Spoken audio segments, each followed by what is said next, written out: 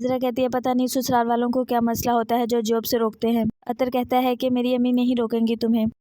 عذرا کہتی ہے میں تو کوئی جاب نہیں کروں گی، تم ہو جاب کرنے کے لیے، میں کیوں کروں گی جاب۔ عطر کہتا ہے بس ضد میں کرنی ہوتی ہے، ویسے نہیں کرنا تم نہیں کرنی تو۔ منت کا بھائی منت کو کال کرتا ہے، منت اٹینڈ نہیں کرتی، وہ اس کے گھر آ جاتا ہے۔ نکی کہتی ہے کہ آپ گاڑی اندر کر لیں نہیں تو گلی کے بچے گاڑی خراب کر دیں گے، جس پر وہ کہتا ہے ٹھیک ہے ہم خود کر لیتے ہیں اندر۔ جیسے ہی وہ اندر پہنچتے ہیں منت پوچھتی ہے بتایا تک نہیں اچانک آ گئے۔ وہ کہتے ہیں ہمیں کوئی ایمرجنسی تھی، آپ سے ضروری بات کرنی ہے۔ سب کان لگا کر کھڑے ہو جاتے ہیں کیا بات ہے۔ پھر عماد کہتا ہے کہ آپ کہیں باہر جا کر بات کر سکتے ہیں۔ منت کہتی ہے جی ٹھیک ہے، وہ چلی جاتی ہے۔ مراد کی ماں کہتی ہے کہ تمہاری بیوی بنا پوچھے چلی گئی، گھر میں کوئی ضروری بات نہیں ہو سکتی تھی جو باہر گئی ہے، اسے کال کر کر بلاؤ، ٹائم بہت ہو گیا ہے۔ مراد کہتا ہے ٹھیک ہے، وہ اپنے کمرے میں جا کر کال کرنا شروع کر دیتا ہے۔ منت اپنے بھائی کی ساری باتیں سنتی ہے اور چپ رہتی ہے، جس پر منت کا بھائی کہتا ہے آپ تو مجھ سے بھی زیادہ پریشان لگ رہی ہیں، سب کچھ ٹھیک تو ہے نا۔ منت کہتی ہے ہاں سب ٹھیک ہے۔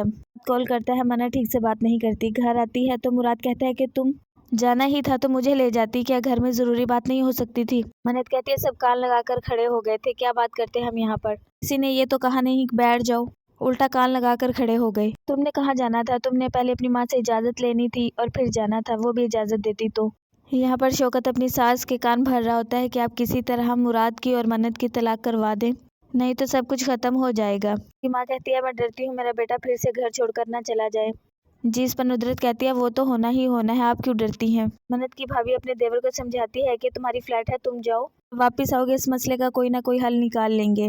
کی بار بھی بھائی جان نہیں مانتے تھے لیکن پھر بہت مشکل سے منا ہی لیا تھا۔